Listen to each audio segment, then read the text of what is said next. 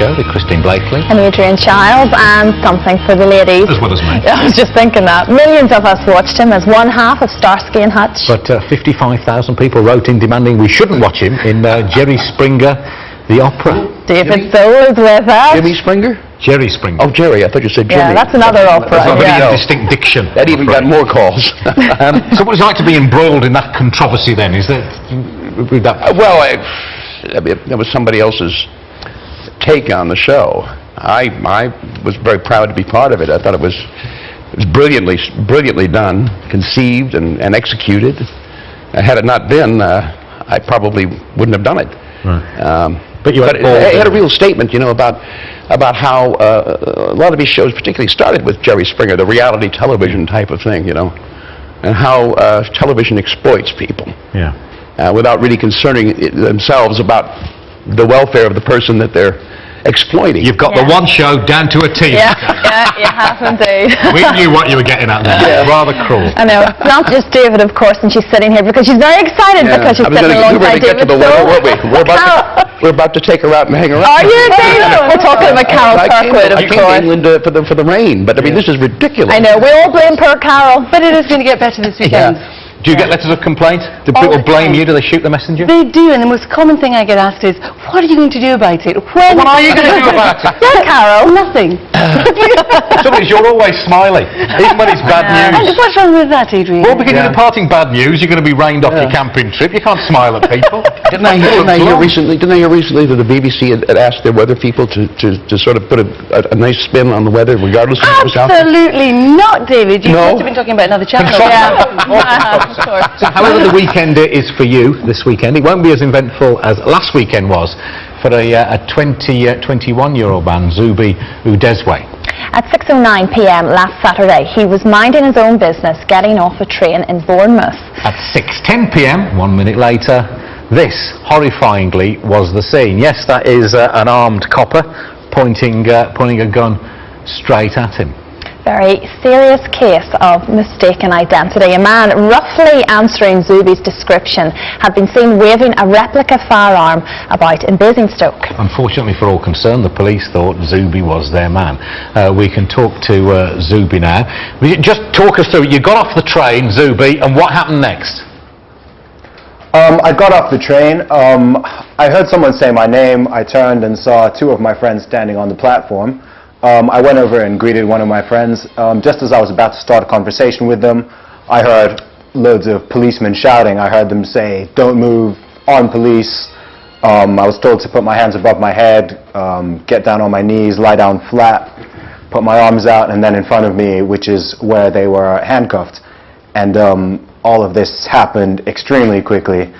And yeah, that was the position that I ended up in initially. So Zubi, what has happened since then? What kind of feedback have you had from the police? From the police, we have been, me and my family have been assigned a family liaison officer now. Initially, after they found out that they made a mistake and released me from the station, the police did give me an apology. We've also seen several members of the police force since the incident. But there needs to be an investigation, Zubi, doesn't there? Just tell us briefly how it felt at that moment. What goes through your mind where suddenly you've got armed police pointing a gun at your head? I dare say it hadn't happened to you before.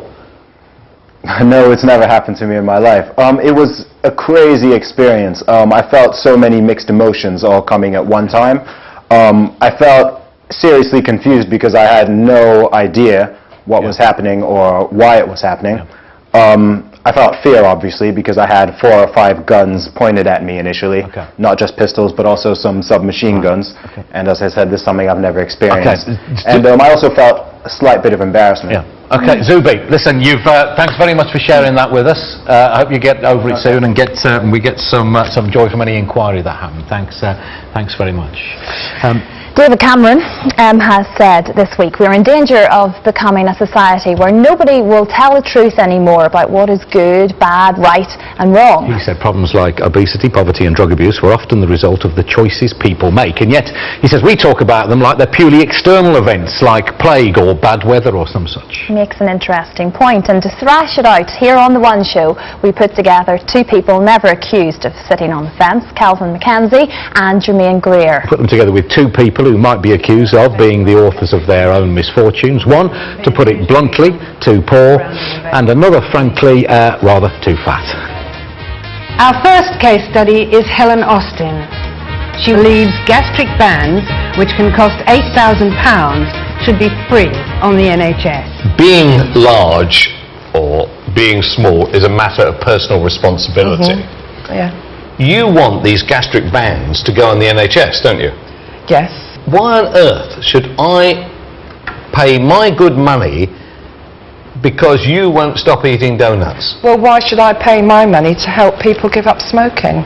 You know, I have tried... You're saying everybody else has been getting there, the alcoholics are getting yes. there. Do you not accept that you have a responsibility for the size that you are, and therefore a responsibility, if you got there on your own, you've got to get back on your own. But you can't always do that. You know, I'm 53, I have tried. People in this country never ever feel hunger. Now, the things may be about to change. The price of food is going to go through the roof. And poverty may do what the operation didn't do. If I can now lose weight with a gastric band, I will be saving the NHS money later on. I don't want to bear your responsibility. The responsibility is I. It's not them or us. So come and tell us that when you've got Alzheimer's and you're 80. Second, it's Joe Vetrano. Joe's 50, single, has been unemployed for a year and receives £155 a week benefit from the government.